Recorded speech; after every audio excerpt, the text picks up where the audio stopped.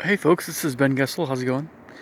It's a little bit chilly night, March 10th, 2020. So I managed to actually watch the documentary I paid for. Finally, today, Corey Feldman was actually an honorable person this way. He wasn't trying to rip anybody off. I do believe, actually, that there were some people that were trying to hack the system. Who they were exactly is the question, but it's not really the main question. Um, I'm not 100% sure that whatever people are saying happened the way they said it happened. If that makes sense. Sorry, it's an airplane over. I'm outside here. No, I'm. There's still, you know, I'm not insistent that I know everything about everything that went on is going on in this regard, but I do know that um, one of my suspicions is definitely confirmed now. Uh, Charlie Sheen is definitely a sexual predator. He should have been in jail.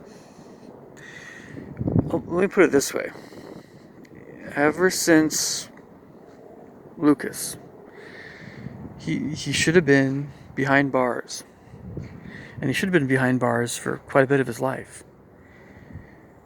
And when he denies whatever he actually did, it makes it even worse for him. So the best way of putting this is basically this.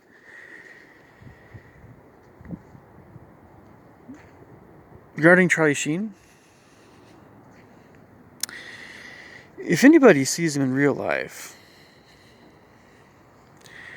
there's no reason for anybody to have an ounce of respect for that guy. And you don't even have to go off of my word for this. I mean, heck, you don't even have to go off of what he did to Corey Haim to have no respect for him. Just look at Burt Reynolds. If Burt Reynolds is somebody that you can have put some degree of trust or stock in what he thinks of people, and he already knew with his dad Martin Sheen. So Martin Sheen is actually, he said he's a decent guy. Martin Sheen, he's a fine person. He's not bad. Charlie Sheen, he said he had no respect for. Burt Reynolds has no respect for Charlie Sheen. I've known this, and now because of this documentary, it should make all more sense to you guys that Burt Reynolds isn't just being an old crotchety man in this regard. He's not even, I don't know. I like to think of him as not being an old guy, but what do I know? You have to, I guess, if you see Cannonball Run, that's kind of how I prefer to see Burt Reynolds, is kind of in his middling years or thereabouts, younger middling years. Anyway, so that's a totally different subject, but yeah, man, the guy is a scumbag, Charlie Sheen. Why would I watch a Charlie Sheen movie? I mean, a lot of people are prone, once they don't like an actor or an actress, they're prone to not want to see anything with that person ever again. In a movie, you know, it is easy to avoid seeing movies of Charlie Sheen, somewhat easy. I suppose I've seen Red Dawn. I don't need to see Red Dawn anymore. I know what Red Dawn's all about. Oh, there's that baseball movie. It's not a big thing. It hardly, I don't know what it's called again. Oh, what else has he been in? I don't know, maybe Platoon or something. I don't know. And then Hot Shots Part 2. Whatever, you know.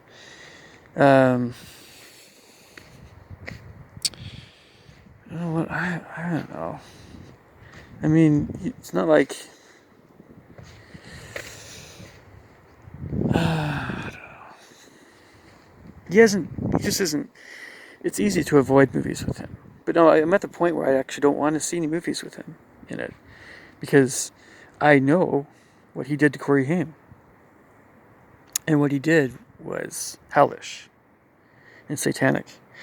And that's just one of many, many things that we don't know quite yet about. regarding all the evil things that are being done in Hollywood. Of course, we knew about some of the other guys that did bad things to Feldman and Haim. We've known from watching Dr. Oz show, the other names. Oh gosh, was John Grissom, and oh my God, I guess something Hoffman or something, and then I guess some other guy. I know the other guy that is said to have been involved with bad things to Corey Haim. And there's the whole train of thought regarding Corey Haim's mom that Charlie Sheen wasn't the one who. No. Charlie Sheen did actually rape Corey Haim. And Dominic Brascio or something was probably involved in some other acts too as well. And that's what I got out of one of the things I got out of the documentary. So there's some other things too that were mentioned in the documentary that were interesting. A lot of it had to do with. I tried to get a better idea, a keener idea of what the dynamics and the relationships that both Haim and Feldman were involved in when they were younger, and how morality can be kind of blurred and distorted by people that you trust. If adults that you trust violate that trust by taking advantage of you and corrupting you and stuff, that's disgusting. And there's not words really to describe how evil and disgusting that kind of stuff is. But how can I put this? This is one of the more commonly engaged in evil acts in the history of the world. Greeks did the same thing. And, from a religious perspective, it's true. I mean, when you have civilizations where these kinds of sexual acts are engaged in often enough by enough of the population, there's a very good chance that civilization is about to get roasted and toasted by some other civilization. That's usually what happens, and there's actually... Anyway. So, the documentary made no point in saying that Feldman was a saint. He never said he was a saint. It never went into the things that...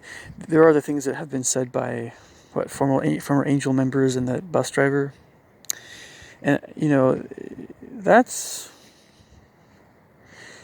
something I've watched the videos, and on that whole thing with Feldman versus those guys, I'm not completely convinced that one side or the other side is right. I kind of think I'm still open to other people's opinions about what's going on there, but my best guess about what's going on in this whole regard is that I don't believe Feldman to be quite the scumbag that they make him out to be. I think he's more absent-minded than he is perverse and evil. The drugs that he took do not help his judgment. I'm not 100% sure about his mental well-being still, but I don't consider Feldman to be a sexual deviant. Nope, that's not the case. But I don't necessarily see him as being like a prophet. I don't think people should make him out to be someone who's particularly righteous, but I have no beef with him. I have no beef with Feldman. I don't think he's trying to play anybody. I don't think he's in it for the long, I don't know. He's not trying to fleece us.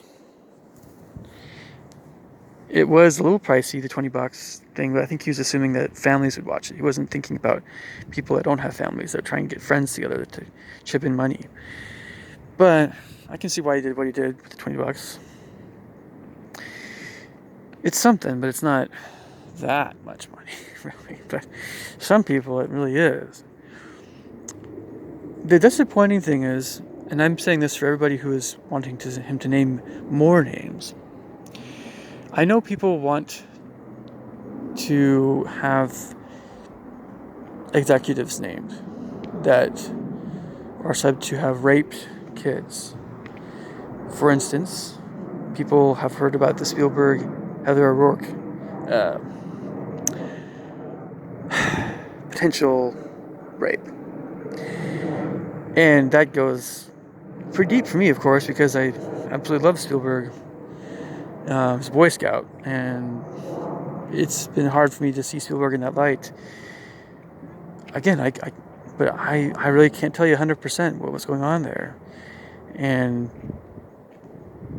there's the whole Tom Hanks thing. I think Kevin Spacey's definitely guilty. I would say that, yeah, he's been acting really funny about his kill them with kindness thing. I know. Yep, that was weird. So there's others.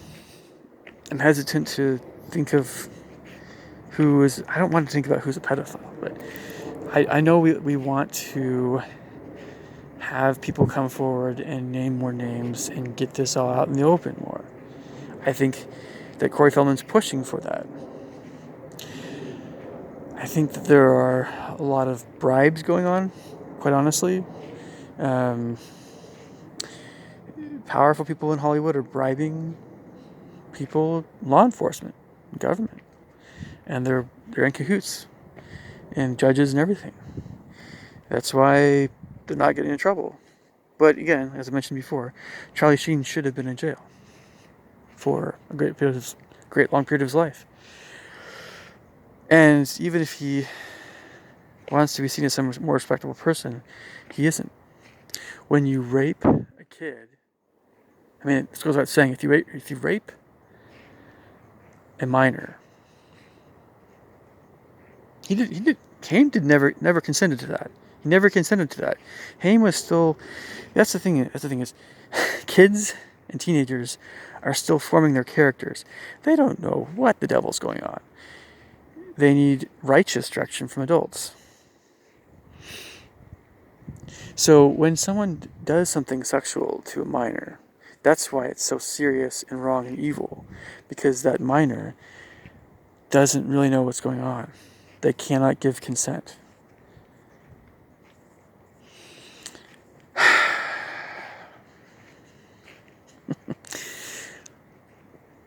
And of course, it's other stuff too, which we can get into the whole religious or moral stuff about whatever was actually going on. But in that case, I mean, okay.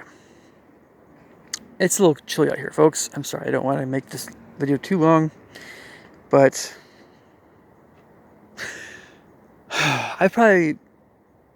I might have been a little harsh on Corey Feldman earlier on, but I just was ready to watch the movie and it didn't happen. And I was like, what the heck?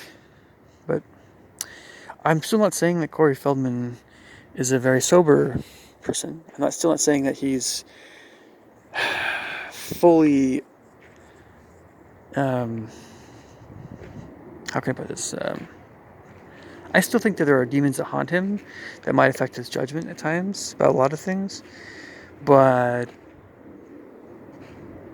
on scale 1 to 10, I think he's back in the positive ballpark for me. I give him a 6 or 7 out of 10. I think actually, though, he's a respectable person, even though I know he does things that I don't agree with. Still, religiously, it's not like he's a bad guy. He's just he's not a bad guy. He's not an especially holy person, but he's trying to improve. And so I think he's a respectable person. He is a respectable person. He's someone that is worthy of our respect. And he has definitely put a fair amount of energy and time into this stuff. Now, he might be still engaged in various financial practices involving spending money that he shouldn't be spending on for certain things, maybe, sure. We don't always know where all this money is going. I'm not saying I fully trust him even with money. I'm just saying this is somebody who we can support. Corey Feldman, absolutely. And considering even 1/100th of what he's gone through, I think he's someone that actually should be admired somewhat. And I don't think most of us understand, I certainly don't understand what it's like to go through this stuff and then still try to be a coherent human being. So, I already knew that already, but anyway, that's my actual full review on the documentary. And it didn't really have a whole lot of new information, but it did have what, at least what I wanted to know. And I know what's going on a bit more now. Not only with this little thing, but also with culture of Hollywood and culture of studios and what's actually going on. I know what to expect now. More from that whole arena with the child actors, the actor side, and the directors and producers and all this stuff. Even though I'm a music composer, I'm coming at Hollywood generally from a different angle. Yeah, I know what I need to know. All right, leave me thoughts and comments below. Catch you guys later. Take care. Bye.